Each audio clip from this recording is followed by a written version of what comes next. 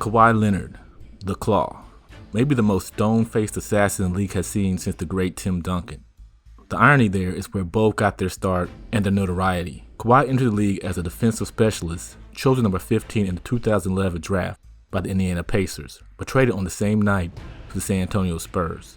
A 6'7" small forward with freakishly big hands and a knack for adjusting to the game in quick form, Kawhi had all the tools to be something special, and Coach Pop and the Spurs staff knew it. After spending some time with San Antonio staff, most notably Chip England, the defensive specialist turned into an offensive weapon and became one of the best two-way players this current era has seen. With a deadly mid-range jumper and smooth stroke from beyond the arc, Kawhi could get you a stop at one end and drop a clutch shot at the other, gaining 2 championships and 2 finals MVPs within the stretch of 8 seasons. His name was starting to slowly be compared to one man, the GOAT himself, Michael Jordan. However, as the years have gone on, that comparison has essentially been revoked. So why did Kawhi fail to take the next step and grab the torch of the second coming? If you followed the channel, I asked the same question with players like Shaquille O'Neal and Kobe Bryant. But today, we will discuss Kawhi Leonard and how he had a chance to be heir to heir. But YouTube, before I get into that, please like and subscribe to the channel. Everything helps, and we're trying to reach that 1,000 sub goal. So thank you guys. And also, if you enjoy podcasts, and we all do, check out the GOATcast podcast on my second channel. Link will be in the description. Myself and Big Nige talk about all things NBA, past, present, and even future. So check that out. Thank you. While it's extremely hard to be compared to a player like MJ, who boasted 6 championships, 6 finals MVPs, 5 NBA MVPs, and a Defensive Player of the Year trophy, all in the span of a 15-year career, there's been those that have risen to the occasion to get their name thrown in that hat. We all know Kobe was and will likely be the closest player we'll ever get to the greatness of Jordan. I was on the bandwagon of Kawhi running with that and maybe even reaching that height. His tenacity on the defensive end was a throwback in this day and age where it seems that we only see those type of efforts in the postseason for the most part. Upping his efficiency in points per game from a paltry 8 points his rookie season to well into the 20s by his 5th season showed his ability to navigate both ends with consistency and efficiency, shooting at or about 50% from the field in 7 of his 11 seasons and boosting his 3-point percentage well above the average for small forwards in the league. I have 3 reasons why this legendary comparison fell through and why his fans and media will likely not return it as Kawhi's career eventually comes to a close. Here's reason 1. His personality. Even with his best efforts, you're not going to see Kawhi lighting up a room with laughter or making headlines through a medium scrum. For some, all the PR help in the world could not pull the personality out of a person. And there's nothing wrong with that. To be fair, Mike wasn't the most charismatic player in the league during his heyday. He was all business on the court, but had seriousness and confident swagger when interviewed on the sidelines or at the press conferences. Kawhi, for his best efforts, comes off awkward at times and just robotic. You can tell from his comments and body language that he would rather be any place on the planet than sitting behind a mic or standing next to a reporter. The 2 other players that I felt had a chance to be the heir, Kobe Bryant and Shaquille O'Neal, both had charisma in their own ways and were marketable figures due to their personalities. Shaq being a vacuum of charm and Kobe able to turn off and on his appeal to match his mood. Kawhi, though, is the definition of let me just shut up and play basketball. He's a basketball player first and doesn't seem to be pressed about the off-court or backstage aspect of the game. I mean, we have seen him in commercials for New Balance, and he tries. Jordan just had the perfect storm for his marketing, with Nike fully embracing him and later Gatorade. With that type of machine behind you, added with your gameplay, it wasn't hard for him to ascend to a global superstar. Kawhi's just not built like that from a personality perspective, much like Shaq's rise eclipsed that of another Spurs star, Tim Duncan, who much like Kawhi, see more machine than man. Kawhi, unfortunately in this day and age of social media and quick access to information, doesn't stand a chance against guys like LeBron James, Stephen Curry, and to some degree, the Grouch himself, Kevin Durant. He just plays the game at a high level and leaves that on the court and is on to the next mission. Without that machine behind him and the fact he seemed to not care at all about that, he unfortunately could never fit those shoes left by number 23 when he left the game. Reason 2, load management and injuries. This, in my opinion, is the main reason the comparison has died down and likely will never come up again. While obviously not the first player to rely heavily on load management, he became the poster child for it, even pushing the Toronto Raptors to use this on him to keep them in his good graces and hope he would re-sign after being traded there by San Antonio, whom he had a big fallout with due to his injury and them not providing the proper care in his eyes. Of course, in hindsight, that didn't keep Kawhi around for more than one season, but it did bring them their first Larry O'Brien trophy. Kawhi Leonard had become an assassin on the court as the Spurs vets passed the torch to him. However, one unfortunate play in the 2017 playoffs between the Spurs and Warriors changed everything for Kawhi and the Silver and Black.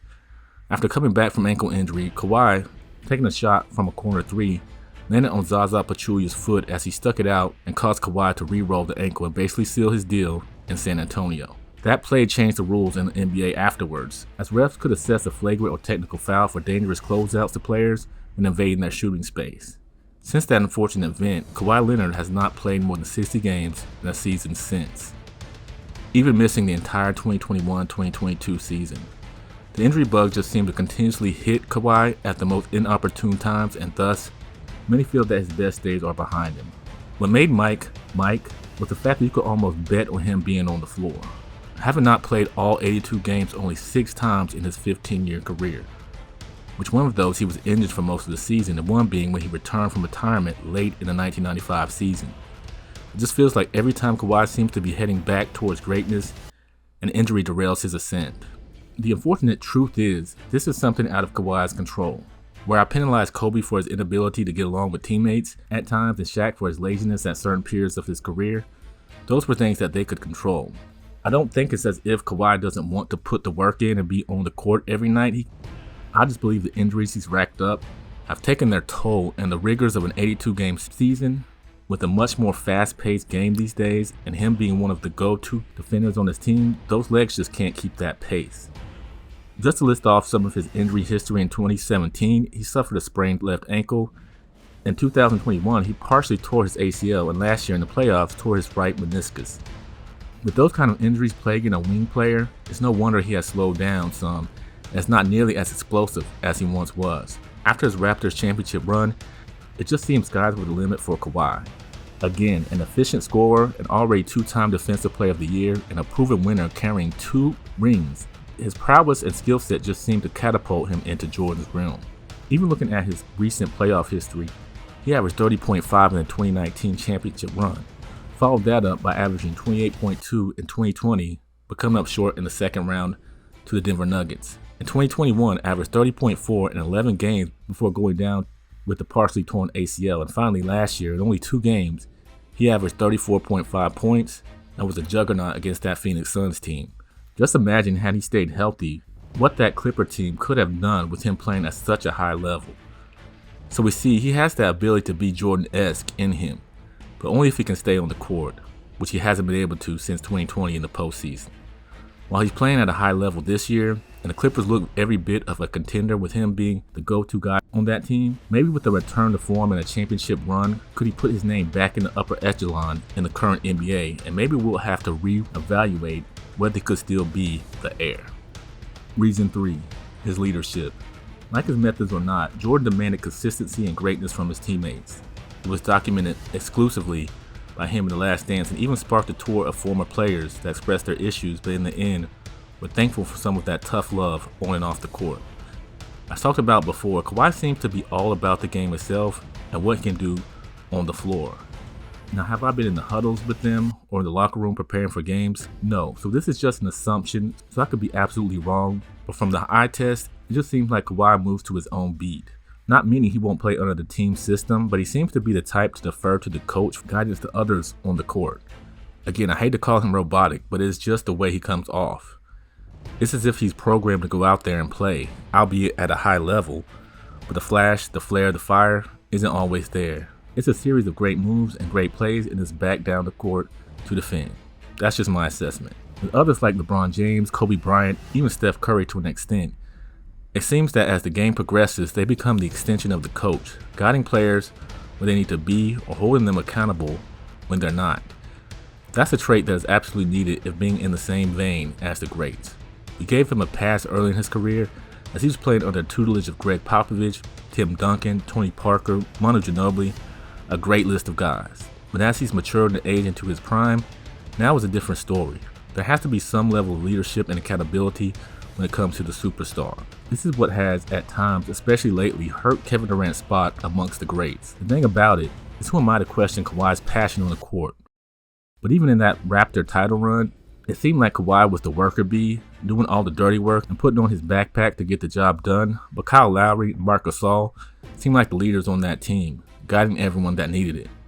With a great leader in Tyronn Lue, though, maybe it's not needed from Kawhi. But can you be among the greats if you can't truly lead a team to the promised land? It's a minor gripe, but it's definitely a reason I can't put Kawhi on the level of Jordan, like we almost did earlier in his career. While I am a huge fan of Kawhi Leonard and believe him to be a first ballot Hall of Famer and one of the top 10 or at least 15 players currently, he's unfortunately dropped out of consideration to be the next coming. Still one of the finest two-way players to grace the NBA, there's a level, whether due to injuries or himself, he just doesn't seem to be able to reach again. I hope he'll prove me wrong this year and the Clippers go far in the playoffs on his back, but what do you guys think? Should Kawhi be compared to MJ or have those days passed? Let me know what you think in the comments section. Also, if you want to send to GOAT status like number 23, please like and subscribe to the channel. If you're new to the channel, check out the Heir to Heir playlist to see my thoughts on Kobe and Shaq. Still on the road to 1,000 subs, and I can only do it with your help. Hope you enjoy the content and be back soon with more.